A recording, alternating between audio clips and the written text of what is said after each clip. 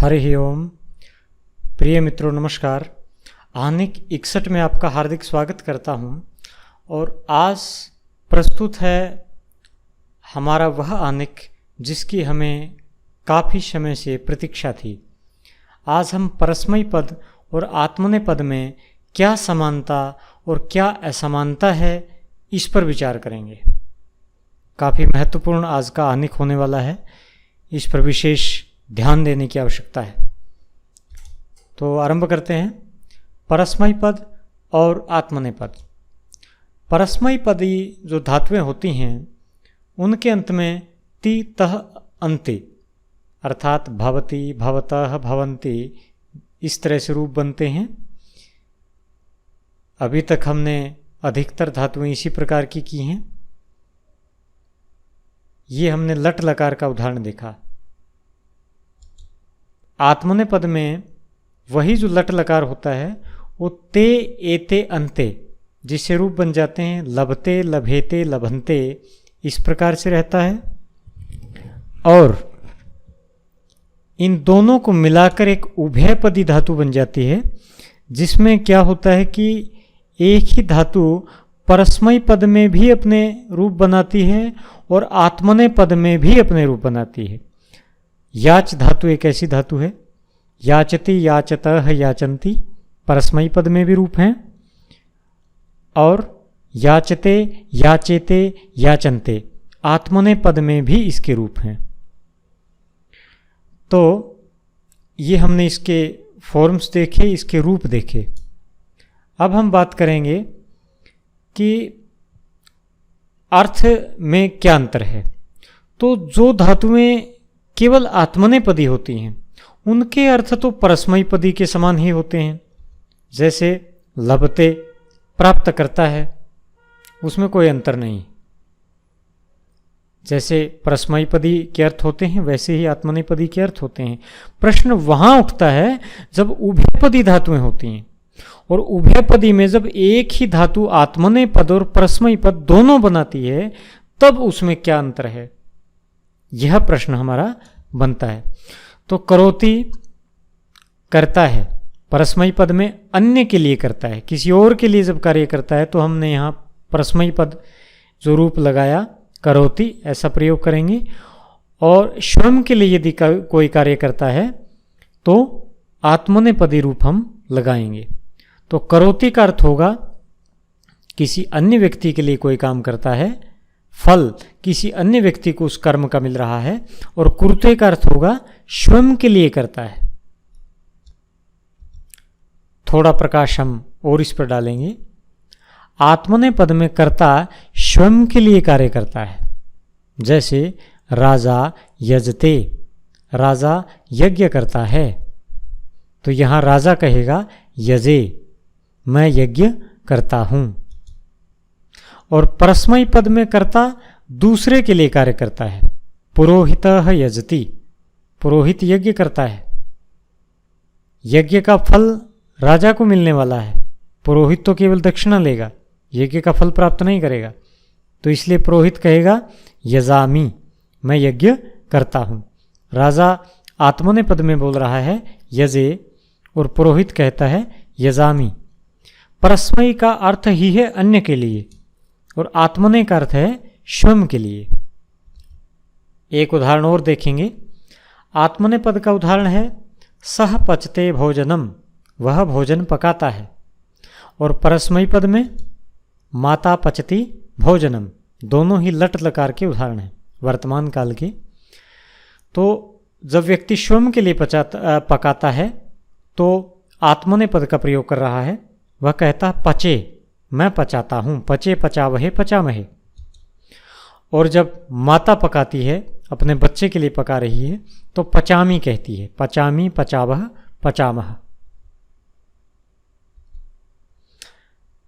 कई धातुएं उपसर्ग लगने पर आत्मनेपदी हो जाती हैं। आत्मनेपदी हो जाती हैं, होती नहीं है। ऐसी धातुएं मूल रूप से परस्मयी पदी होती हैं, लेकिन कोई विशेष उपसर्ग जब लग जाता है तब वो आत्मनेपदी हो जाती है। एक उदाहरण लेंगे। जैसे वी और परा उपसर्ग यदि लग जाएं तो जी धातु परस्मैपदी है, किंतु वह आत्मनेपदी हो जाती है। जैसे पराजयते, विजयते, पराजित करता है और विजय करता है, विजय प्राप्त करता है। तो जयति ऐसा रूप होता है परस्मैपदी में, किंतु वि और परा उपसर्ग यदि लग जाएं तब यह आत्मनेपदी हो जाती है। कुछ धातुएं ऐसी होती हैं जो उपसर्ग लगने पर परस्मैपदी हो जाती हैं, मूल रूप में आत्मनेपदी हैं, किंतु विशेष उपसर्ग लगने पर परस्मैपदी हो जाती हैं। जैसे प्र उपसर्ग यदि लग जाए तो वह धातु जो मूल रूप से आत्मनेपदी है परस्मैपदी हो जाती है, उसका प्रयोग परस्मैपद में ही होगा प्र उपसर्ग के साथ। प्रवहति, बहती है या बहता है। नदी प्रवहति, नदी बहती है।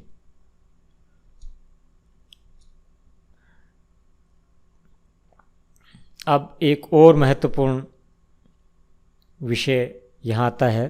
कर्मवाच्य जो हमारा पैसिव वॉइस है वह केवल आत्मनेपद में ही होता है, वह कभी परस्मैपद में नहीं होता।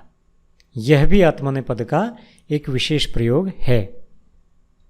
पैसिव वॉइस, तेन जलम पीयते, उसके द्वारा जल पिया जाता है। Water is drunk by him. तो यहाँ पीयते यह आत्मनेपद में प्रयोग है। मया पाठम पठ्यते, मेरे द्वारा पाठ पढ़ा जाता है। The lesson is read by me. पठ्यते पढ़ा जाता है, तो यह पैसिव वॉइस का उदाहरण है। और पीयते पठ्यते दोनों आत्मनेपदी रूप हैं। दो उदाहरण और देखेंगे। अस्माभिः कविता क्रियते, हमारे द्वारा कविता रची जाती है। Poem is written by us. रामेण रावणः हन्यते, राम द्वारा रावण मारा जाता है। Ravan is killed by Ram.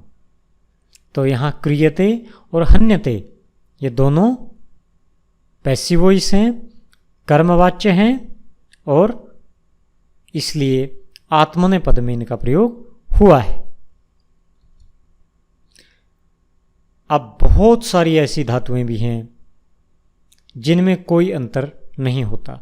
परस्मैपद में भी अगर प्रयोग हो तो भी वही अर्थ रहता है, और आत्मनेपद में इसका प्रयोग हो जाए तब भी ऐसा ही अर्थ रहता है, उसमें कोई विशेष अंतर नहीं होता। केवल कुछ ग्रंथ या ग्रंथकार जो लेखक हैं हमारे संस्कृत के, उनमें समय के अनुसार और स्थान भेद के अनुसार यह अर्थ रह सकता है। कोई लोग उन्हीं धातुओं का परस्मैपद में प्रयोग करते हैं और संस्कृत के किसी कालखंड में आत्मनेपद का प्रयोग उसी धातु में देखा जाता है। बस इतना ही अंतर है, बाकी अर्थ में कोई अंतर नहीं है। जैसे ब्रूते ब्रवीति बोलता है, ब्रूते आत्मनेपदी रूप है, ब्रवीति परस्मैपदी रूप है। मुंचते मुंचति छोड़ता है। विंदति विंदते प्राप्त करता है। मृष्यति मृष्यते क्षमा करता है। तो ये हमने कुछ धातुओं को उदाहरण देखे। ब्रू, मुंच, विंद, मृष, ये ऐसी धातुएं हैं जहाँ आत्मनेपद और परस्मैपद दोनों में अर्थ में कोई अंतर नहीं आता है। ऐसी बहुत सारी धातुएं हैं। तो संस्कृत के अतिरिक्त आत्मनेपद, ऐसा नहीं कि आत्मनेपद केवल संस्कृत में ही प्रयोग होता है। ये संस्कृत परिवार, संस्कृत का एक बहुत बड़ा परिवार है। संस्कृत से लगभग 1000 भाषाएं निकली हैं।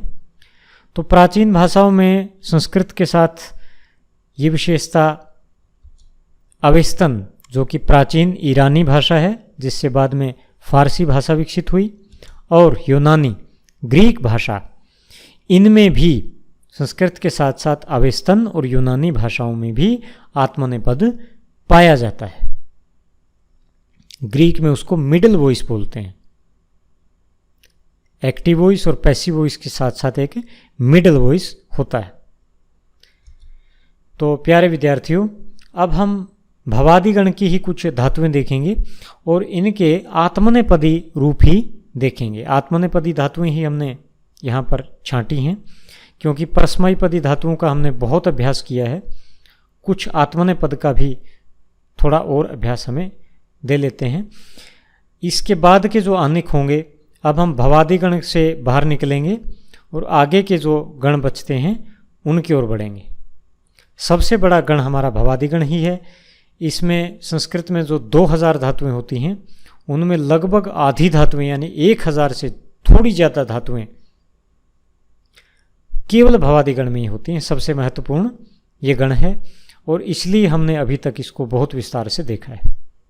आगे के जो गण होंगे उनमें हम थोड़ी थोड़ी धातुओं को लेंगे, केवल थोड़े उदाहरणों को ही हम लेंगे। तो मुद हर्षे, मुद अर्थात हर्षित होना, प्रसन्न होना। तो हम 9 लकारों में इनके केवल जो है प्रथम पुरुष को ही देखेंगे। लट, मोदते, मोदेते, मोदन्ते। लृट, मोदिष्यते, मोदिष्येते, मोदिष्यन्ते। लुट, मोदिता, मोदितारौ, मोदितारः। लिट, मुमुदे, मुमुदाते, मुमुदिरे। लंग, अमोदत, अमोदेताम्, अमोदन्त। लुंग, अमोदिष्ट, अमोदिशाताम्, अमोदिशत। लौट, मोदताम्, मोदेताम्, मोदन्ताम्। विधिलिंग, मोदेत, मोदेयाताम्, मोदेरन्। आशीर्लिंग, मोदिशिष्ट, मोदिशीयास्ताम्, मोदिशीरन्। तो हमने केवल अन्य पुरुष में या प्रथम पुरुष में इनके धातु रूप देखे, बाकी के रूप निकाले जा सकते हैं और आप केवल इतने ही रूपों को भी याद कर सकते हैं, क्योंकि सबसे ज़्यादा प्रयोग प्रथम पुरुष का ही रहता है। 2 धातुएं और देखेंगे हम। अगली है धातु ध्वंस। ध्वंस का अर्थ है ध्वंस होना या गिरना। ध्वंसते, ध्वंसेते, ध्वंसन्ते। ध्वंसिष्यते, ध्वंसिष्येते, ध्वंसिष्यन्ते। ध्वंसिता, ध्वंसितारौ, ध्वंसितारः। दध्वंसे, दध्वंसाते, दध्वंसिरे। अध्वंसत, अध्वंसेताम्, अध्वंसन्त। अध्वंसिष्ट, अध्वंसिषाताम्, अध्वंसिष्त। ध्वंसन्ताम्, ध्वंसेताम्, ध्वंसन्ताम्। ध्वंसेत, ध्वंसेयाताम्, ध्वंसेरन्। ध्वंसिशिष्ट, ध्वंसिशीयास्ताम्, ध्वंसिशीरन्। इन्हें नोटबुक में नोट कर लीजिए। वीडियो को पॉज करके आप ऐसा कर सकते हैं। चलिए आगे बढ़ते हैं। एक धातु और लेंगे, सेव। सेवने अर्थात सेवा करना। सेवते, सेवेते, सेवन्ते। सेविष्यते, सेविष्येते, सेविष्यन्ते। सेविता, सेवितारौ, सेवितारः। शिशेवे, शिशेवाते, शिशेविरे। असेवत, असेवेताम्, असेवन्त। असेविष्ट, असेविषाताम्, असेविशत। सेवताम्, सेवेताम्, सेवन्ताम्। सेवेत, सेवेयाताम्, सेवेरन्। सेविशिष्ट, सेविशीयास्ताम्, सेविशीरन्। इन्हें भी नोट कर लें। और अब आपकी बारी है परीक्षण की। लकार, पुरुष और वचन आपने बताने हैं। सेवन्ताम, सेवेत। मोदते, मोदताम और दध्वंशे। कमेंट बॉक्स में आपके उत्तर की प्रतीक्षा रहेगी। अपने चैनल को सब्सक्राइब करें, वीडियो को शेयर और लाइक करें और संस्कृत के प्रचार प्रसार में सहयोगी बने। मिलते हैं अगले आनिक में, तब तक के लिए नमस्कार। जय भारत, जय भारती।